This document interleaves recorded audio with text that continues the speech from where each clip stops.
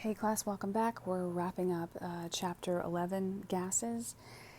This is the final lecture for chapter 11, and we're going to talk about mixture of gases and partial pressures. So many gas samples are not pure but consist of a mixture. The air in our atmosphere is one such example. Air is a mixture of 78% nitrogen, 21% oxygen, 0.9% argon, and 0.04% carbon dioxide. So we know air as a mixture has a certain pressure, right? Definitely at different at certain elevations, but let's say if a total pressure of air or air at 1 atmosphere, right? That's a pressure of 1 atm. How does the fact that air is comprised of nitrogen, oxygen, argon, and carbon dioxide, how does that those components affect the overall pressure? So we can actually invoke the kinetic molecular theory of gases when we're talking about how partial pressures affect the total pressure of gaseous mixtures. And according to the kinetic molecular theory of gases, each of the components in a gas mixture act independently of each other, right? And that should make it sense to you guys, because we talked about that in the kinetic molecular theory of gases, that we assume that gas particles don't interact with each other.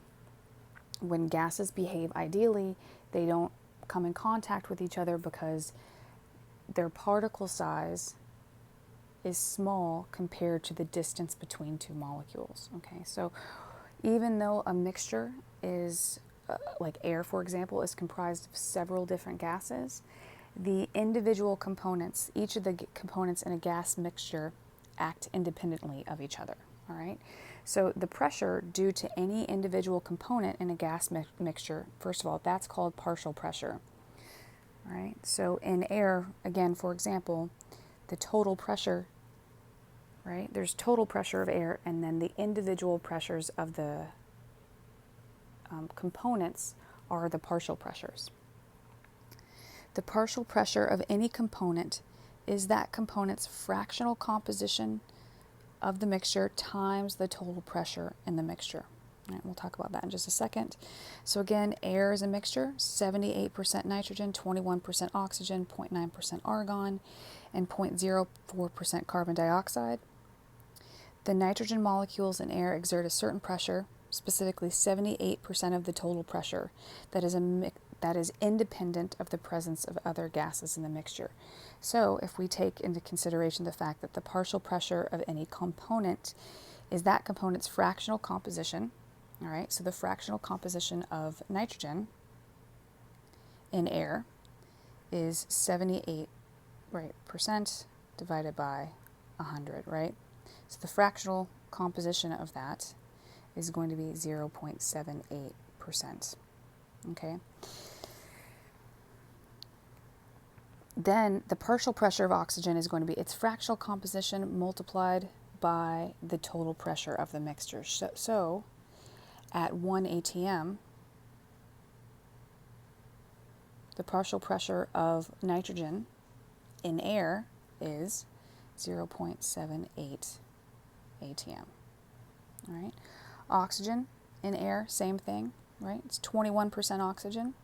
So if it's 21% oxygen, then at 1 atm, which is, it's going to be equal to the partial pressure of oxygen, which is going to P sub O2, is going to be equal to 0.21 times 1 atm, which is 0.21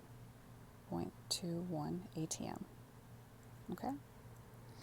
So again, the fractional composition is the percent composition divided by 100. All right, so we have a gas mixture right here. We have two separate gases. We have helium and we had neon. All right.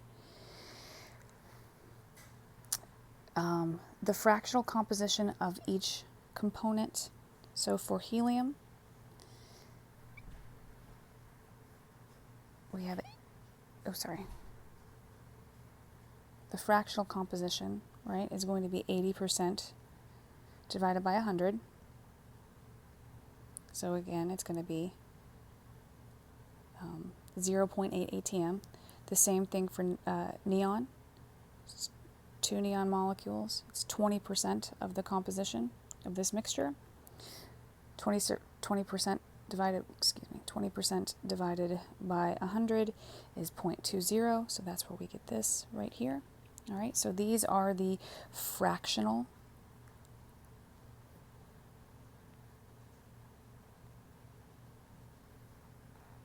compositions. Okay. This right here, P sub TOT, that's the total pressure. Okay. That's the total pressure right there. That's this guy right here. And so the fractional composition, or I'm sorry, the partial pressure of a component in a mixture, so the partial pressure, let's say, of helium, is going to be its fractional composition, which is 0.80 ATM. So I'm going to say 0.80 ATM multiplied by the total pressure, and in this case, it's 1 ATM.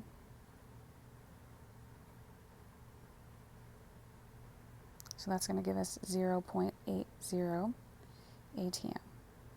That is for helium. And then for neon, it's going to be the partial pressure of neon in this mixture is going to be 0.20 ATM, again, because that is the fractional composition. And then we're going to multiply that by the total pressure, which is 1 ATM. Okay, and that's going to equal 0.20 ATM. And the big take-home messages for these guys is that the total pressure, so P total, is going to be equal to, and in this situation, right, is going to be equal to the summation of the partial pressures. So the partial pressure of helium plus the partial pressure of neon, okay? So if I were to put the numerical values under this, it would be 1 ATM equals, sorry, it's a little ugly,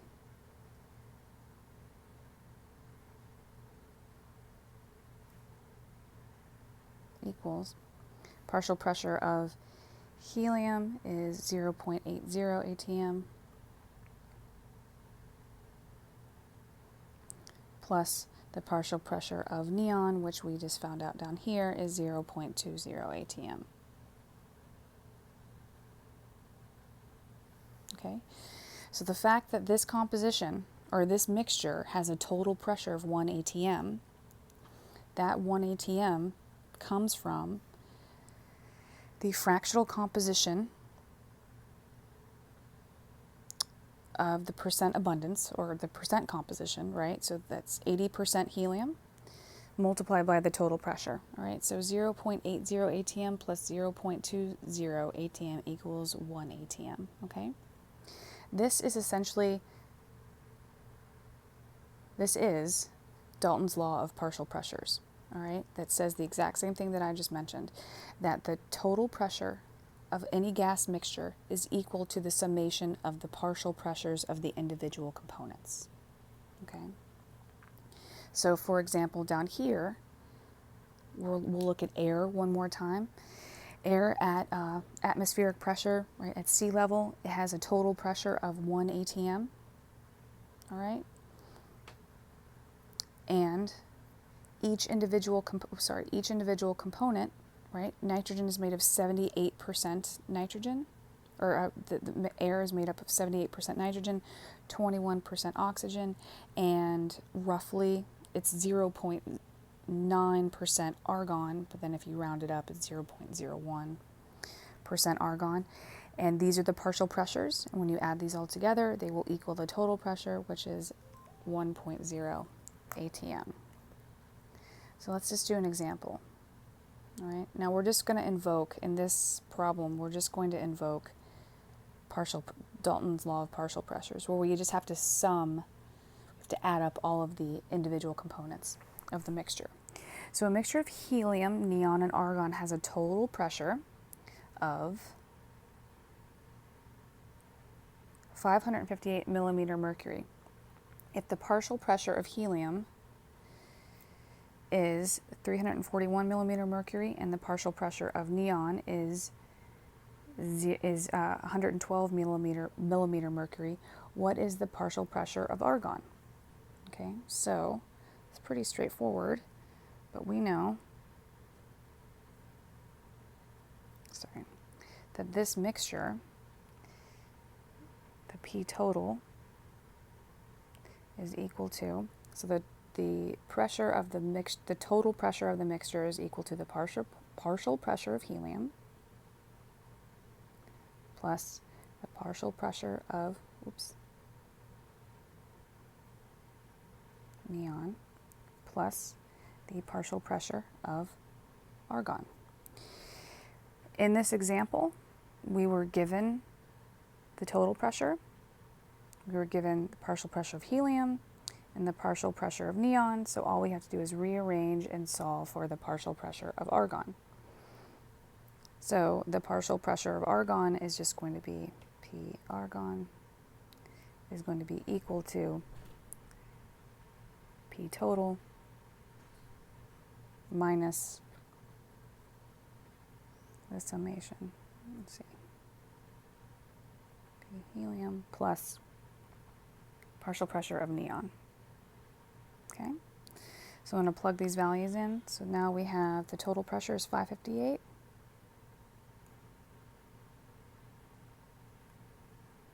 minus partial pressure of helium is 341. Now again, we were given the partial pressures already. We did not have to derive them, okay?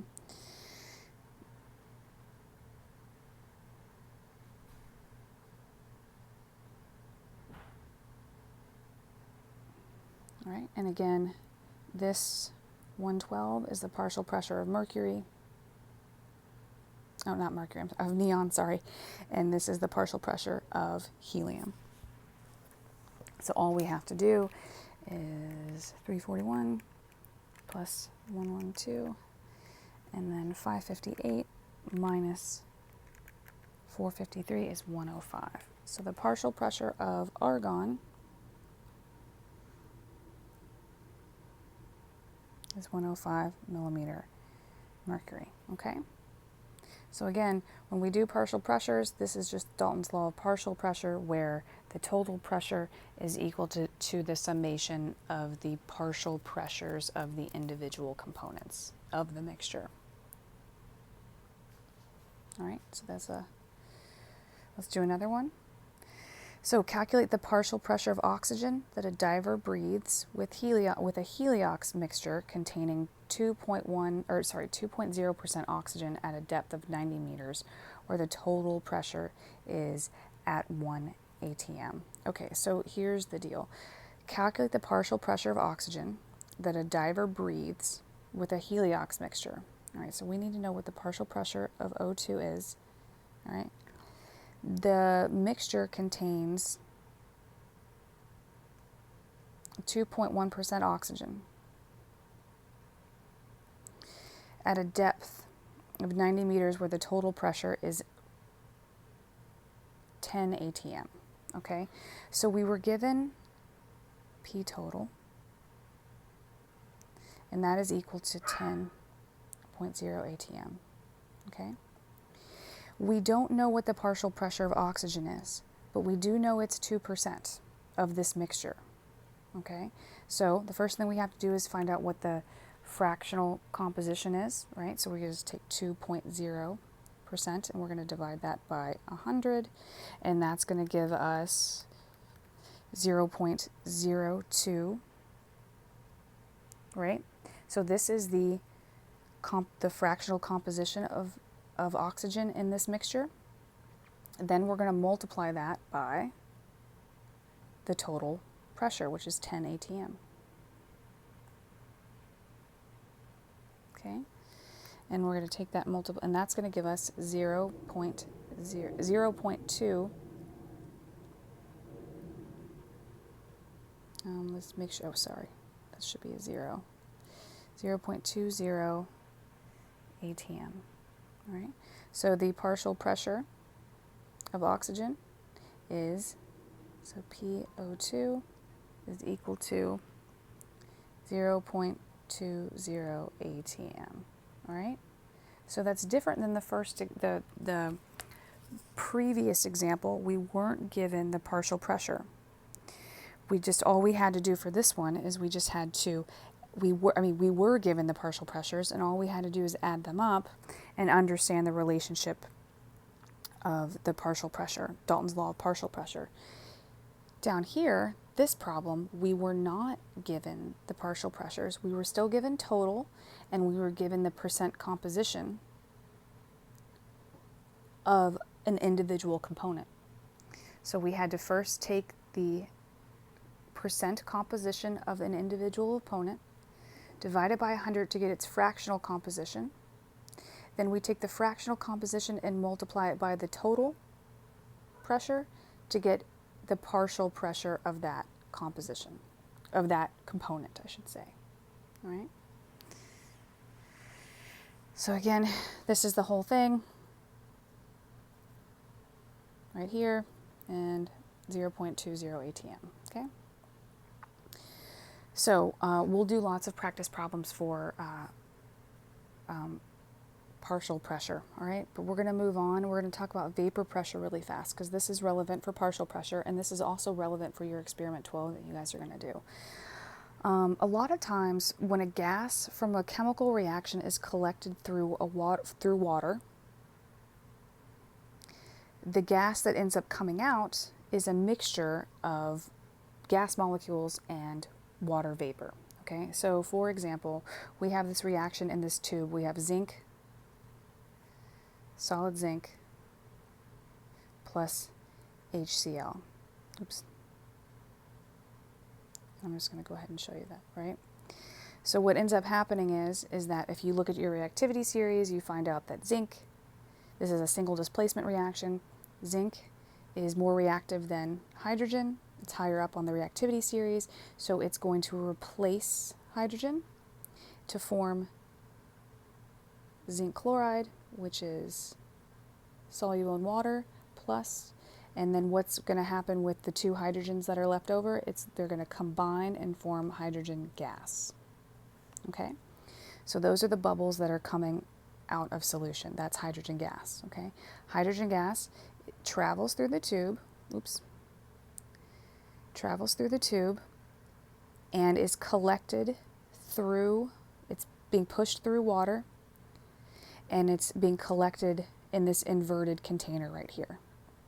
Okay, a lot of times what's going to happen in your experiment 12, and this will make sense when you actually look at it, we can quantify the amount of hydrogen gas that we collect if this container is calibrated, if it has measurements on it.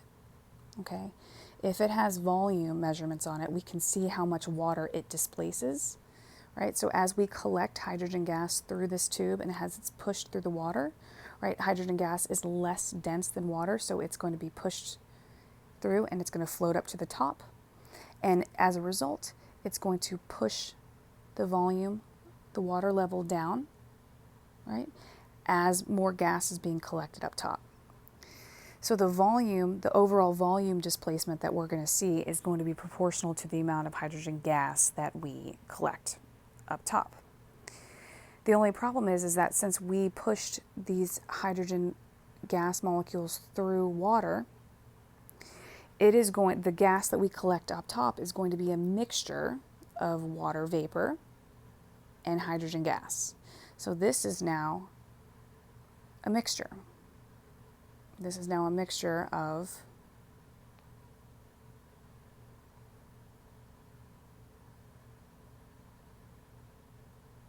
water vapor and hydrogen gas, okay? So the pressure of water vapor in the final mixture is the vapor pressure of water at the temperature at which the gas is collected, Okay, that's how you would find out what the partial pressure of water vapor is in this final mixture. Because remember, the pressure of the final mixture, of this final mixture right here, is going to be P total. It's going to be equal to the partial pressure of hydrogen gas plus the partial pressure of H2O, right? We just learned this from Dalton's law of partial pressures. If we want to know what the partial pressure of hydrogen is, first what we have to do is we have to figure out what P total is, and then we also have to figure out what the partial pressure of hydrogen, or I'm sorry, of water is. So the pressure of water vapor in the final mixture is the vapor pressure of water at the temperature at which the gas is collected. So if we go down to the next slide, all right, we have a table of all the vapor pressures of water. So depending on what the temperature is of the water, that is going to be the pressure of the partial pressure of hydrogen, of the water vapor. So we have the Dalton's law of partial pressure right here. Okay, I'm actually going to do this problem on a new slide, so let me just take this really quickly. I'm going to copy it.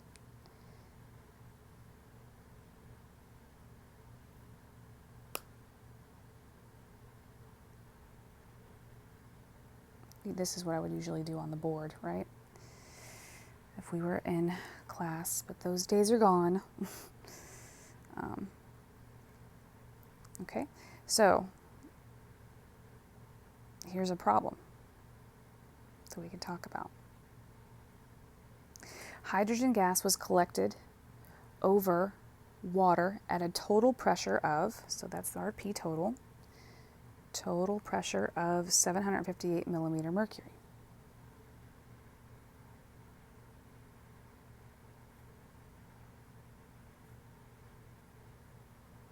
Okay, and a temperature of 25 degrees Celsius. What is the partial pressure of hydrogen gas and then what is the partial pressure of hydrogen gas? So I'm just going to go ahead and I'm going to mark this out. And let's say you don't know, right? This is all that you know right here. You also know that P total for this example is equal to the partial pressure of water plus the partial pressure of hydrogen gas, okay? If we know P total, we need to find out, and we have to solve for the partial pressure of hydrogen. We're going to use the temperature that we know of the water and look up the partial pressure of H2O. So I'm going to put PH2O equals, and then we're going to go back to this slide right here, and it was, 25 degrees Celsius, and at 25 degrees Celsius, we are at 23.8 millimeters of mercury. Again, 23.8 millimeters of mercury. So 23.8 millimeter mercury. Okay. So now that we have the total pressure, and now we have the partial pressure of water. Now all we have to do is rearrange and solve for the partial pressure of hydrogen gas. Okay, so that's going to be equal to 758 mmHg, millimeter mercury, minus the partial pressure of H2O is 23 at 25 degrees Celsius is 23.8 millimeter mercury. So 758 minus, it's going to be 734. Yep, 734 millimeter mercury, and that is the partial pressure of hydrogen. Okay, 734, and then here's our final answer right here. All right, this is to find the partial pressure.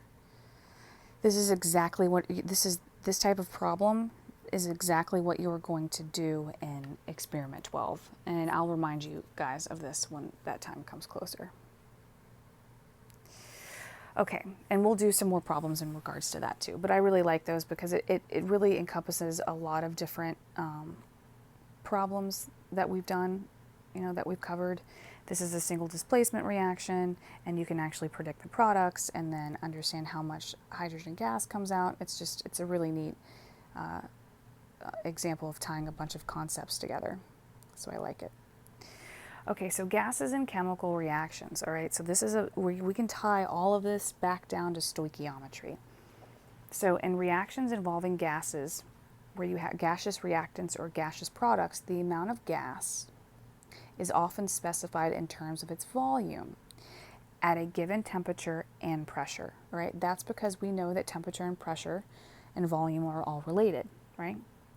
So we can use the ideal gas law to convert pressure, volume, and temperature to moles, just like this, okay? So if we're given volume, if we're given pressure, and we're given temperature, we can find out the number of moles of gas in a composite or in the reactants or products. Then you can use the stoichiometric coefficients to convert to other quantities in the chemical reaction. So this is really important. And before, when we were using liquids, or more importantly, when we were using solids and we needed to convert to moles, we used the molar mass, right, of the compound or the molar mass of the element to get to moles. Here, for gases, we can use pressure, temperature, and volume, plug it into the ideal gas equation, rearrange and solve for number of moles. Then we can use the balanced chemical reaction to convert between moles of reactants, moles of products, and all that stuff. Fun, right? I think it's kind of fun. I guess that's why I went a little bit further in my education with this than a lot of people. Anyway, so here's a perfect example. How many moles of ammonia are formed by the complete reaction of 2.5 liters of hydrogen at 381 Kelvin and 132 atm.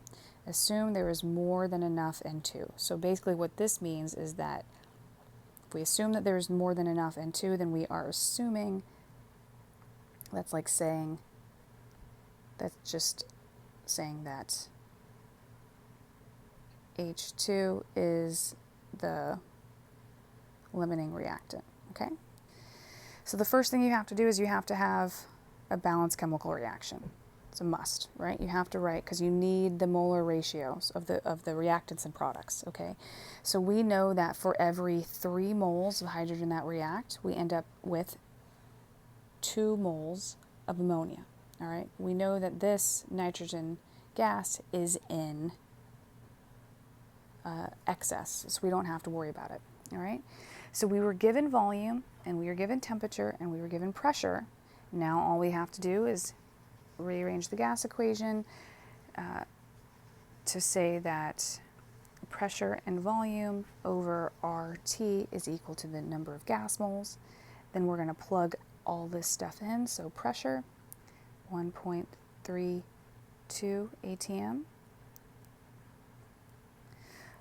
multiply by volume, which is 2.5 liters. That's going to be over R, which is 0.0821 liter atm over mole Kelvin. And we're going to multiply that by temperature, which is 381 K. All right, this is a nice clean example because we don't have to change any units. All of the units that were, everything that was given here, right, are in the same units of our gas constant. Liter atm cancel, Kelvin cancel, answers left in mole, which is what we want. So we have 1.32 multiplied by 2.5 divided by 0.0821 multiplied by 381. So that's going to give us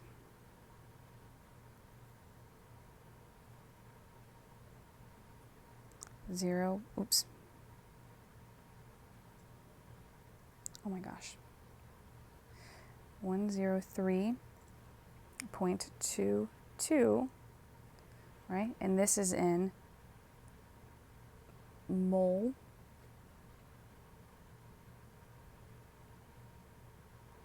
hydrogen. Okay, so that's how many moles of hydrogen we have in this reaction. Now, really fast, we're working with 2 sig figs. Okay, so we're going to say, I'll just underline that right there. I'm not going to round just yet. Okay, so I'm going to take 103.22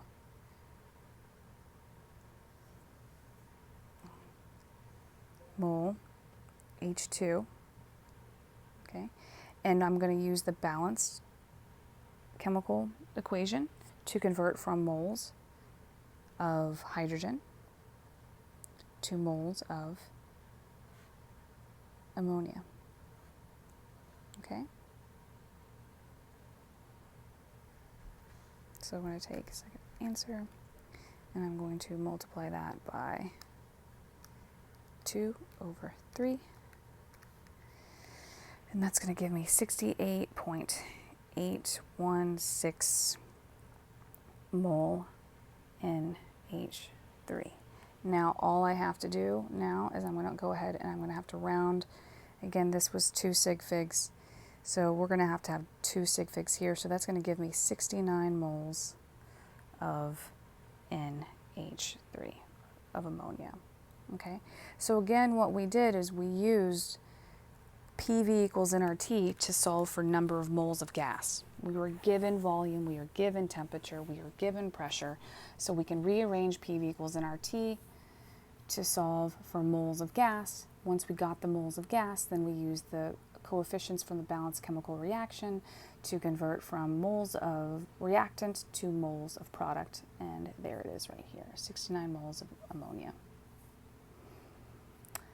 They rounded a little bit differently. Let me just see. 1.32, 2.5, 0.821, 381. I had a different number. Either way, it's really close. I'm going to double check. See, because I have 103.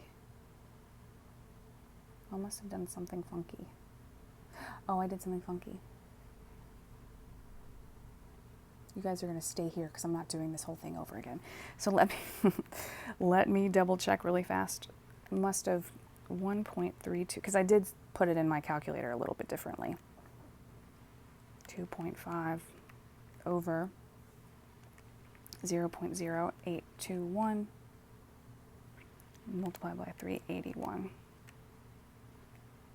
Oh, I put it in my calculator weird, and I got a different, sorry. I'm glad I double checked that. It happens. Also, the really important thing is for you to set up the problem right. That's the most important thing. So 549, I'm just gonna write, and that's gonna be mole H2.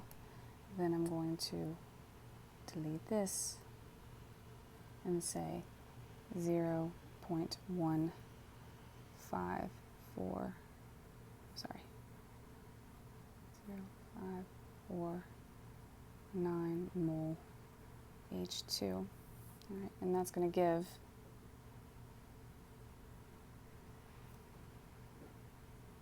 they rounded to 0, yeah, and they kept, right, your sig figs. So then they took this, and it's 0.07 mole, right? So I'll just write that up there so you guys can see it. 0.070 mole NH3. Okay?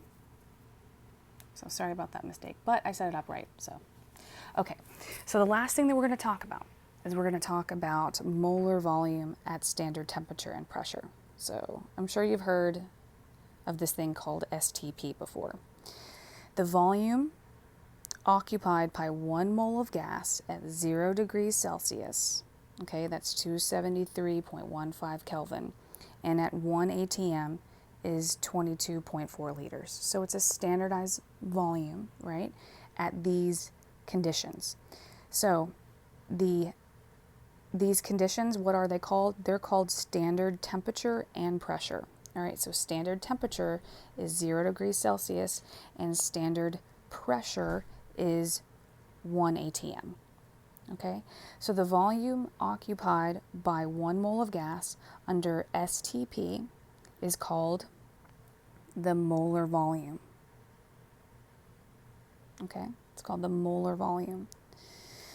Under standard conditions, you're going to use the ratio as a conversion factor. So every 1 mole of gas gives you about 22.4 liters. All right. 1 mole of any gas at standard temperature and pressure occupies 22.4 liters. All right, occupies a volume of 22.4 liters. All right, so 1 mole of helium at standard temperature and pressure occupy, even though it has a mass of 4 grams, it's going to occupy 22.4 liters. 1 mole of xenon at standard temperature and pressure, that's going to weigh 131.3 grams, but it still occupies a volume of 22.4 liters. Okay, and that goes across the board for all gases. So we can use that when we solve certain problems. So calculate the number of liters of a gas that forms at standard temperature and pressure when 0.879 moles of calcium chloride undergo this reaction. Okay, so calculate the number of liters of gas that form when 0.08 moles of calcium chloride undergo this reaction. Okay, so first things first, we know, what do we start off with? We start off with 0.879 mole, okay, calcium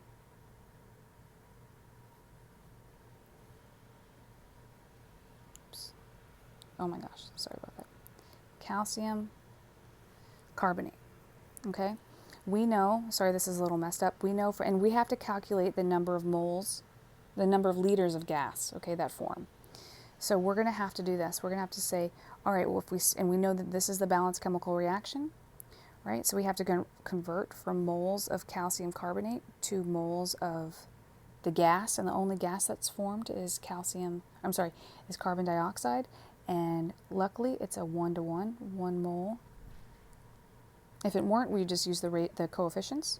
So CaCO3 is a 3 for every 1 mole of CO2 gas. Right? Obviously, that's going to equal 0.879 mole CO2.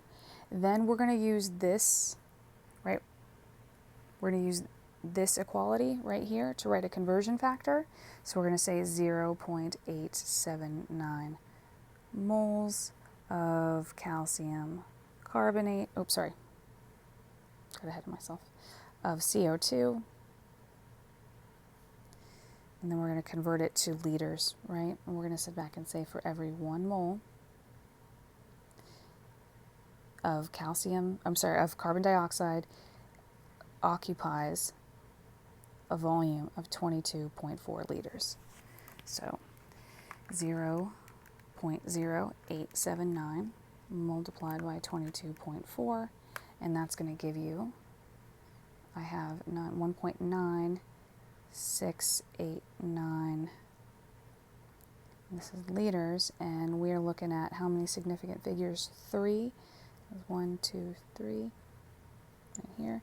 So our final answer is 1.97 liters. All right. Again, we know to use this because we were told it was at standard temperature and pressure. Okay. So at standard temperature and pressure, 1 mole of any gas occupies a volume of 22.4 liters. Oh, what did I do here?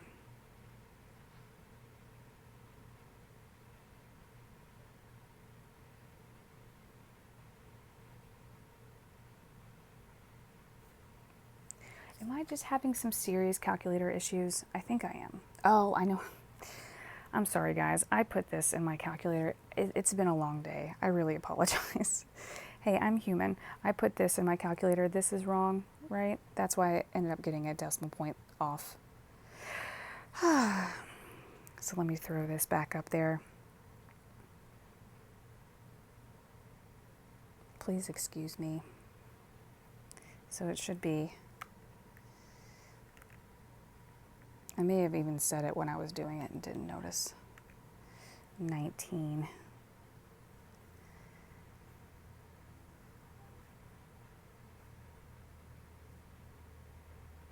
Final answer.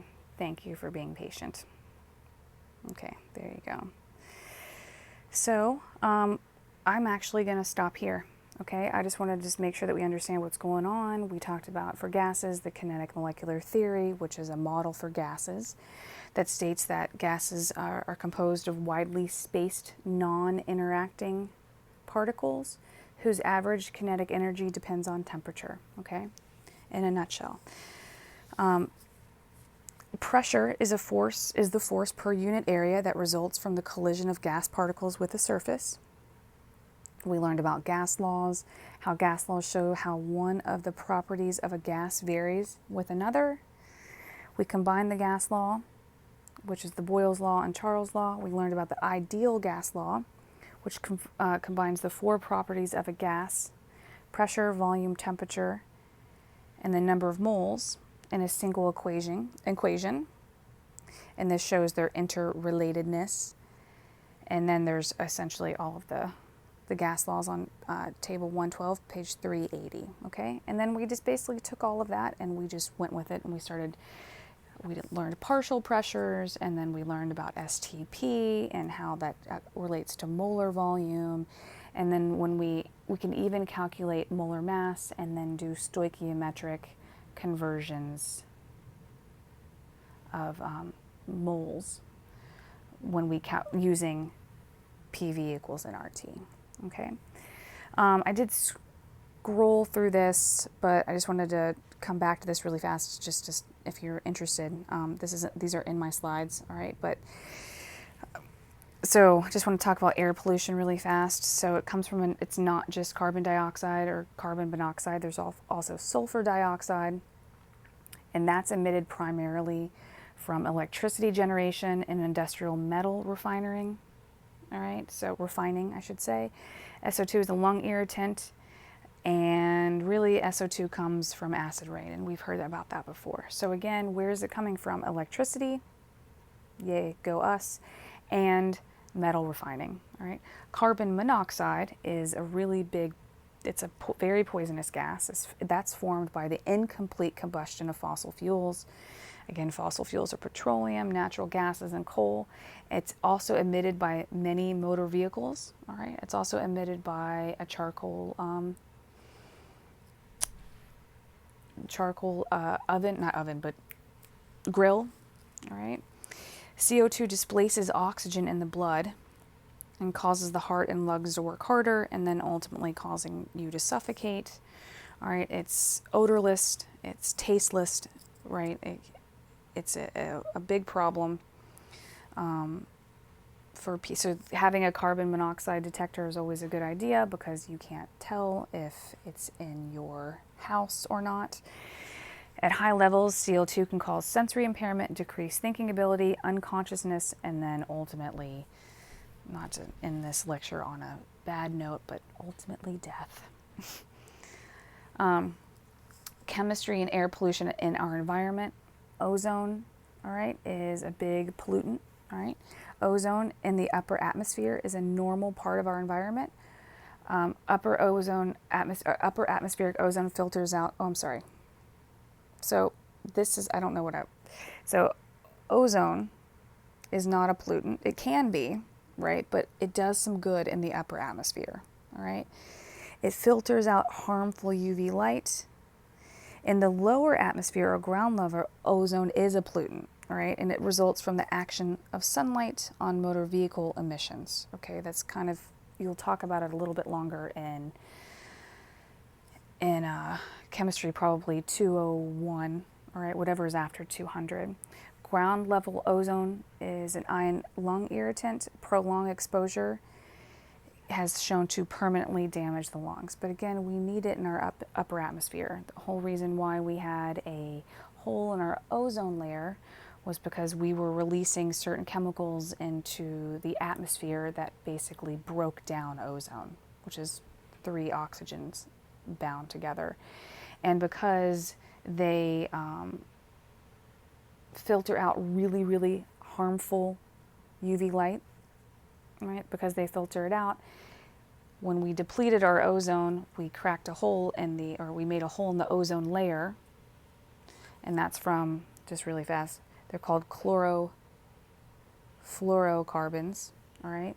And basically, one of the professors from UC Irvine, he is the one in like the late 70s that found out that these chlorofluorocarbons depleted ozone.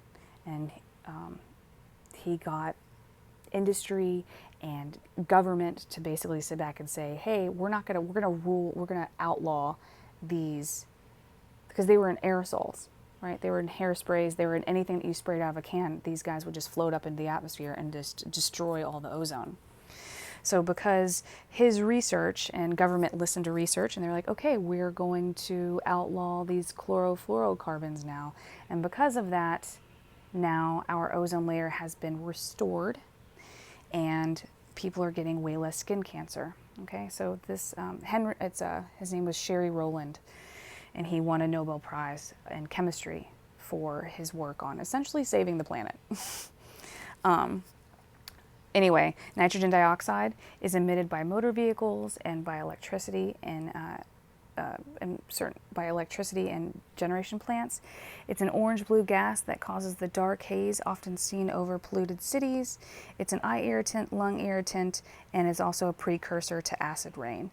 And you'll also notice too, because we're all staying inside, the nitrogen dioxide is way down in our atmosphere, and the sky looks a lot cleaner. That gross, weird, dark haze that hangs over LA, and all of that's gone. So it's pretty amazing how the planet starts to behave once people stop doing things. All right, that's my little, you can tell I'm tired, that's my little rant for this lecture. So that wraps up chapter 11. Thanks for listening, and we will touch base next week. I can't remember the next chapter, but we'll talk on Thursday. All right, thanks, and